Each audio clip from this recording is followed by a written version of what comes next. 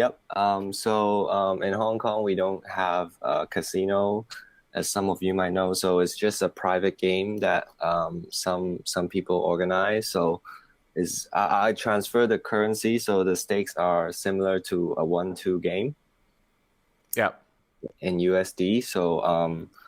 I am about $500 deep, and So you the, are what, like 4,000 Hong Kong dollars? yep, around that. Yeah. Okay. All right. So we'll do it in USD. Of course, I'm familiar with this because I've spent a lot of time in China and Hong Kong, and I want Oh, to say in Macau they use Hong Kong dollars, oh yeah, right, yeah. in Macau. But I've also played in games where they've used RMB as well. So all right, 500 effective. Yep. Yep. The table's nine-handed, and under the gun opens to $8, Okay. and the middle position player, who is the villain, he flat calls. Yep. And I'm on the button where I look down at pocket jacks, jack of hearts, and jack of spades, Okay. and I just flat call on the button, Okay. and then the blinds fold. So why did you? This seems like a spot that is absolutely ripe for a three bet because of that dead money that's in the pot. Now, I could sometimes see flatting jacks heads up, UTG versus button, and I could sometimes see flatting jacks heads up in the big blind against an EP razor. But usually, when you've got that dead money in the middle, this becomes a pretty automatic Yeah, three bet but pre-flop. yeah, but I think what went into the mind is that one, I think the two players were relatively tight, and the second thing being that I think I previously free betted a few hands where like it's not really like nutted hands, so I just want to go another route and just flat call with a relatively stronger hand just to mix it up sometimes. Okay. I mean, I understand what you're saying. Just remember that you are incentivized to three bet when there's dead money in the pot. So do the blinds fold Yep, out? yep, the blinds fold. All right. So we're looking at about a $24 pot three ways. Okay. Yep. So and then the flop is pretty interesting. Comes eight of clubs, nine of spades, and 10 of spades. Okay. So you've got an overpair, right, with an open ended straight draw 8, 9, 10 with Jack Jack, Yep. right? Okay. So the under the gun player checks, and then the middle position player, who's the villain, he fires a bet of $20 into a pot of around like, yeah, 24, Mm-hmm. $27. Right. So in position, I just flat call, Okay. not really knowing what I should really do. I think I should just flat call in general, Okay. right? Well, I think that you have a hand that I don't think that you're going to get the fold equity from the types of hands that you want to get folds from if you like made some sort of semi Yeah, bluff with yeah. this hand, like two pairs isn't going to fold. Plus, you beat all 10. So it seems like it's a pretty straightforward call. Yeah. So UTG folds? uh, yep, UTG Okay. folds. Mm-hmm. Okay, and then the turn is the six of clubs, which brings in the club draw along with the spade draw. Six of clubs. Okay. And this guy, middle position, fires another relatively large size bet of $50 into a pot of $67, I would say. Wow, that's really interesting that he's betting here on a one liner. So the one liner appears on the bottom end. So it's Yeah, 10, yeah, 10 9 8, right? Front door yeah. spades, you've got Jack, Jack, Jack of hearts, Jack of spades. And now he fires again on the turn. So it's 10 9 8 6. Front door spades, back door clubs, and he bets 50.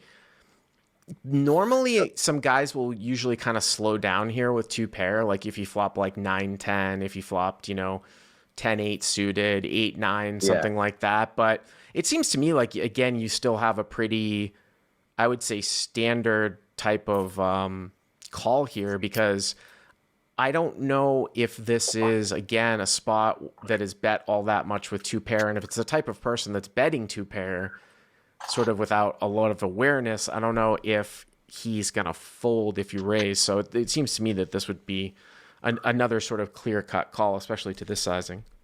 Yeah, I think this is the point where I think the hand really gets a bit confusing because I think that I think he's betting for protection. Like he's probably got a two pair hand like 10-9, 10-8, or 9-8, or like that's looking for protection. Like even though there's a one card straight, he's still betting because I think, to be fair, the players aren't that competent and they tend to just like think very simply and just go for value and go for protection. Like I don't think he would check two pairs, so I believe that I'm actually behind on the turn. You don't think that he would check two pair? I think yeah, I think It's so are you actually thinking that you have value in turning your hand into a semi bluff here? yeah. So I was thinking about, because I hold the blocker to the nuts, right? Queen Jack. So I was debating whether I should make a move on the turn or assess on the river. It's an interest. I remember you emailing me this. It's an interesting thought.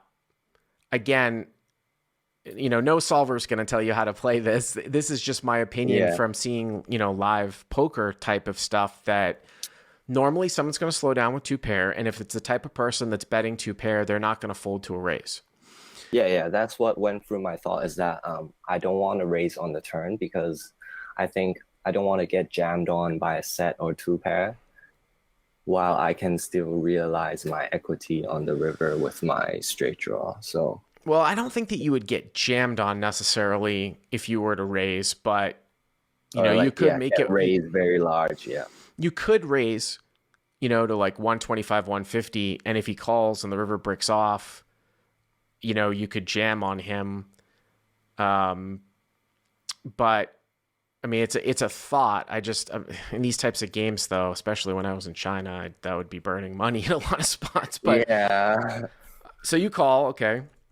Yeah, so I just called the bet again.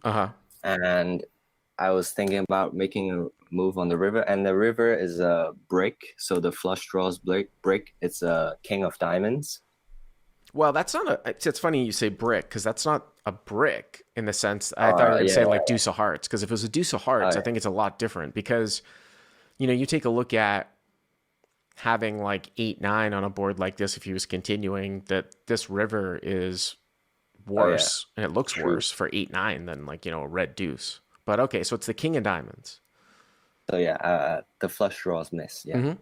So on the river, the villain slows down and he checks. Okay. So seeing that he pot controls the river makes me really believe that he has a medium strength hand, like a two pair hand, that I can't beat. So here's when I thought of making the move and turning my hand into a bluff. I know where you're going with it. The problem here, though, is that the way that you've played this hand, which is basically just calling flop, just calling turn, right? And the presence of two front door flush draws, or excuse me, the presence of two flush draws out there, a front door and a back door, I don't think that there's any way that this is going to get through. I just think that you're going to get snapped off here by two pair. By the way, too, you have some showdown value as well. This guy could be clicking buttons and have like ace 10, or he could have like, jack 10 of clubs, right? Yeah, jack 10 of clubs would be like, top pair open-ended and they turn to flush. So you beat those hands. So, especially if I don't think it's going to work and you also can win sometimes with showdown value, I would check this back as played. Okay, so I think the reason why I thought of bluffing, because like this game we played, the players, they tend to just go for value and there's very little bluffs. So I just thought of like, if I bet really large, then it would probably get recognized as like I have the goods in some sense. But do you think that he's going to check fold like 9-10 or 8-9, the hands that you're targeting, though? True. So I'm really debating between whether I have actually showdown value or I actually need to bluff. So it's like right in between.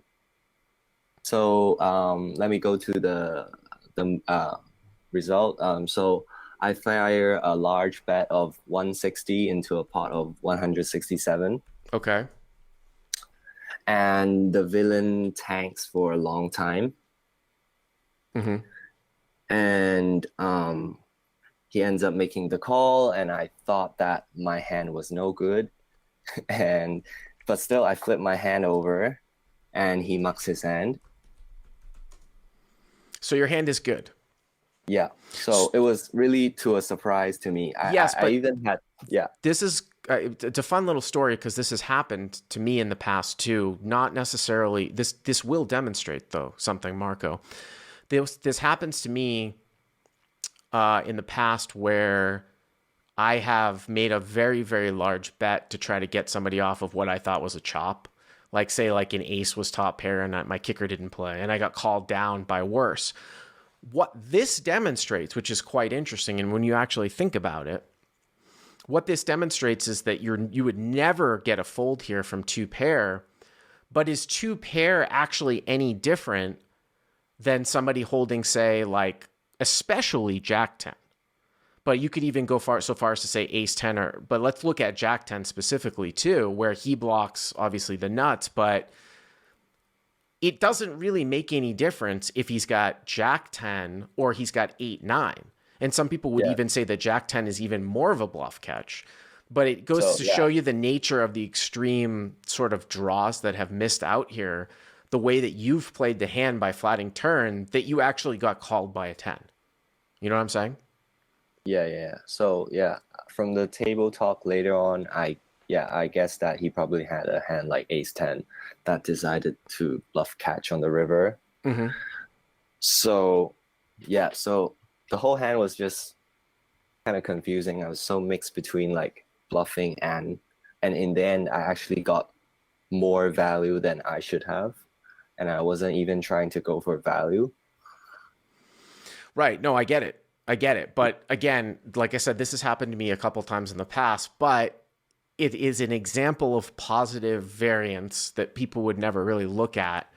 And I always point back to my big sort of video on, revealing the most important live tell in poker that I did back in February on YouTube. If you haven't seen it, you can check it out, where I got my hand turned from a value hand with aces up. I got counterfeit on the river and I turned it into a bluff catch, and the guy bluffed and I won.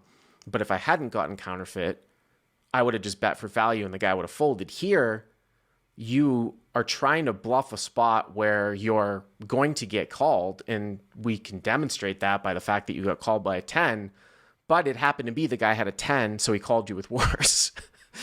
So the next time you get a bad beat, like you get it all in with aces versus kings and you lose to kings, think about this hand though. You've got some good variance here too. Marco, I appreciate it. Thank you very much. If you like what you've seen here, please hit the subscribe button. And if you enjoyed this call-in hand, hit the like button down below. To check out crushlivepoker.com, click on the link in the description. Use the code YTA300 to get the first 30 days for free.